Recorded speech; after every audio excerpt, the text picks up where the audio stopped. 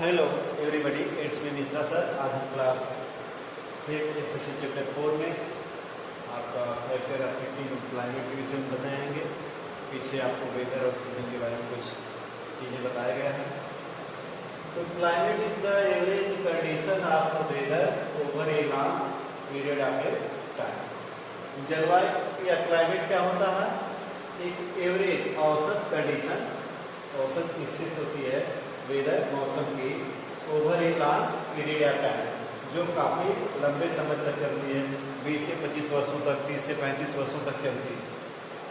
इस क्लाइमेट के कारण ही जो इक्वेटर के पास चीज होता है, इक्वेटर के पास होता है, वहाँ पे क्या होता है?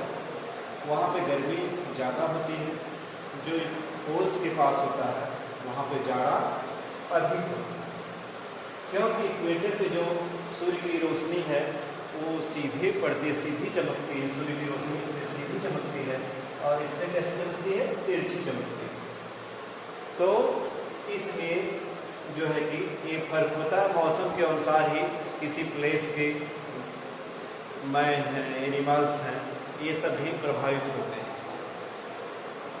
जहाँ का जैसा, जो गर्मी ज़्यादा जहाँ होगी उस तरह के कपड़े भी हम पहनेंगे, उस तरह का भोजन भी करेंगे हम। और जहाँ पे जाड़ा अधिक होगी वहाँ पर उस तरह के कपड़े पहनेंगे, उस तरह का हमारा भोजन कुंड भी होगा। अब क्लाइमेट को क्या चीज़ें प्रभावित करती हैं? तो मुख्य रूप से ये 5 हैं। ये चीज़ें altitude, distance from the sea, humidity, winds, temperature and rainfall. ये 5 चीज़ें जो है क्या करती हैं? किसी क्लाइमेट को जो है अफेक्टेड करती है। अब अल्टीट्यूड का मतलब समुद्र तल से उसकी कितनी ऊंचाई है। समुद्र तल से, तो समुद्र तल से जो ऊंचा होता है चीज़ें, जो प्लेस जितना ऊंचाई तल पर होता है वहाँ पे क्या होता है? वहाँ पे कोल्ड ज़्यादा होता है, जाड़ा होता है, और जो नीचे प्लेस होता है वो उसकी अपेक्षा गर्म होता है, हॉटर होता है। कैसे? क्योंकि सूर्य के प्रकाश की किरणें जो है, जो ऊंचाई पे प्लेस होता है उसके ढालों पे पड़ती है, सीधा न पड़ के उसमें क्या करती है? तिरछा ऐसे ढालों पे पड़ती है। जो प्लेस होता है जो है कि समुद्र तल से ऊंचा होता है, जैसे पहाड़ों पर इंडिया में पाए जाने वाले जो पहाड़ हैं उनके जो सिटी है, शिमला है, नैनीताल है, कश्मीर है, तो वहाँ का इलाका जो है आपका लखनऊ है, इलाहाबाद है, इसकी अपेक्षा क्या है? ठंडा है। इसीलिए लोग गर्मी के मौसम में भारत में कहाँ जाना पसंद करते हैं? पहाड़ों पर, हिल्स एरियाज। ओके बच्चों, तो उसी तरह दूसरा है distance from the sea. Distance from the sea, जो समुद्र तल से जिस एरिया की दूरी जितना ज़्यादा होगी वो एरिया क्या होता है? उतना ज़्यादा गर्म होता है। और जो उसके नज़दीक होता है समुद्र तल के, वहाँ का मौसम मॉडरेट, उदारवादी या मीडियम सुहावना होता है। ना ज़्यादा वहाँ पे गर्मी होती है, ना हॉट होता है, ना कोल्ड होता है। क्यों ऐसा होता है? ऐसा इसलिए होता है बच्चों कि बगल वाली जो है मैदानी इलाकों की हवा जो है समुद्र तल की हवा की अपेक्षा जो है during the summer season, summer में जो है कि जल्दी क्या हो जाती है? गर्म हो जाती है। और वो जाकर जो है समुद्री जो है प्लेस का जो है वहाँ की बहने वाली जो हवाएं हैं उनका स्थान ले लेती है। तो इस तरह वहाँ पे मौसम क्या हो जाता है? सुहावना हो जाता है। इसी तरह जाड़े में जो है वहाँ की हवाएं जो है कि बगल वाले स्थान का जो है कि समुद्री हवाएं बगल वाले स्थान का जो है कि प्लेस ले लेती हैं। तो तब भी मौसम वहाँ का क्या होता है? सुहावना होता है। तो इस तरह जो समुद्र से जितना अधिक दूरी पे होगा वहाँ पे क्या होगा? वहाँ पे जो है गर्मी ज़्यादा होगी। जैसे आपका समुद्र से दूरी है, दिल्ली है, आपका इलाहाबाद है, अब मुंबई, कोलकाता, चेन्नई और गोवा के अपेक्षा क्या होगा? गर्म। ह्यूमिडिटी का मतलब बच्चों, जहाँ पर वर्षा ज़्यादा होती है, जो समुद्र किनारे वाले एरिया होते हैं, वहाँ की ह्यूमिडिटी क्या होती है? ज़्यादा होती है।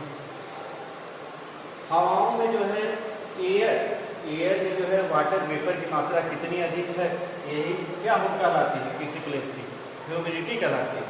The present of air in water vapour, यानी जल वाष्प की मात्रा जो हवा में उपलब्ध होती है, उपस्थित होती है, वो वहाँ की ह्यूमिडिटी कहलाती है। तो जो समुद्री तलीय इलाके हैं जहाँ पे वर्षा ज़्यादा होती है, वहाँ की ह्यूमिडिटी क्या है, कोलकाता, मुंबई, चेन्नई और गोवा की क्या है, ज़्यादा है। या जहाँ पे आपका जो है वन है, फॉरेस्ट है, वहाँ की भी ज़्यादा होगी। इसकी अपेक्षा जो है मैदानी भागों की ह्यूमिडिटी क्या होगी, कम होगी। प्लेस एरिया की ह्यूमिडिटी क्या होगी, कम होगी। अब विंड्स ऑफ डायरेक्शन, यानी हवाओं का दिशा, हवाओं को दिशा जो है क्लाइमेट को कैसे प्रभावित करता है। जैसे आपका समुद्री तल से जो हवाएं बहती हैं वो क्या होंगी, वो कोल्ड होती हैं, ठंडी होती हैं। और जो डेजर्ट एरिया से हवाएं बह के आती हैं वो कैसी होती हैं, गर्म होती हैं। तो यानी समुद्री तल के नज़दीक जो होता है हवाएं, वहाँ तो गर्मी कम पड़ती है, लेकिन जहाँ तक वो बह के जाती हैं वो हवाओं को, उस हवाओं का क्या है, प्रभाव पड़ता है। और उन स्थानों को जो है कि गर्म प्लेस के, और हवाएं जो हैं डेजर्ट इसी तरह रहेगा, स्थानीय हवाएं जो गर्मी वाली हवाएं बहती हैं, तो उस एरिया का कैसा होगा क्लाइमेट, गर्म होगा। जहाँ पे गर्म हवाएं चलेंगी, जहाँ पे ठंडी हवाएं चलेंगी, जिस तरह की हवाएं बहेंगी उस तरह का वहाँ का क्लाइमेट भी होगा बच्चों। अब टेम्परेचर एंड रेनफॉल, इसके लिए हमने पहले ही बता दिया, जो आपका इस तरह पोल्स और इक्वेटर, तो जो इक्वेटर के नियर क्लोजेस्ट होता है वहाँ का तापमान कैसा होता है, ज़्यादा होता है। इसी तरह जो समुद्र के नज़दीक होता है वहाँ का तापमान क्या होता है, थोड़ा कम होता है। मैदानी इलाकों का तापमान ज़्यादा होता है। इसी तरह जो है पहाड़ी वाले इलाकों में जो है टेम्परेचर क्या है, ऊपर का टेम्परेचर कम होता है, मैदानी इलाकों में ज़्यादा होता है। जहाँ पर वर्षा कम होती है वो भी वहाँ के क्लाइमेट को प्रभावित करती है। जहाँ वर्षा कम होगी वहाँ पे रेगिस्तानी इलाका होगा, डेजर्ट होगा, गर्मी ज़्यादा पड़ेगी। और जहाँ पे ज़्यादा वर्षा होती है वहाँ का मौसम क्या होता है, ठंडा होगा। जैसे अपने भारत में जो है कि मेघालय में मणिसराम में सबसे ज़्यादा वर्षा होती है, और डेजर्ट रेगिस्तानी में बीकानेर, जोधपुर जो इलाका है डेजर्ट है, वो क्या होता है, वहाँ वर्षा कम होती है। तो वहाँ की उसी तरह पेड़ पौधे भी होंगे, वहाँ के जो है आदमी जो मैंस होंगे, एनिमल्स होंगे, उसी तरह उस क्लाइमेट में अपने आप को एडाप्टेशन, अनुकूल एडाप्ट करते होंगे, अनुकूल बनाते होंगे। तो फिर all of the student of class 5, thank you.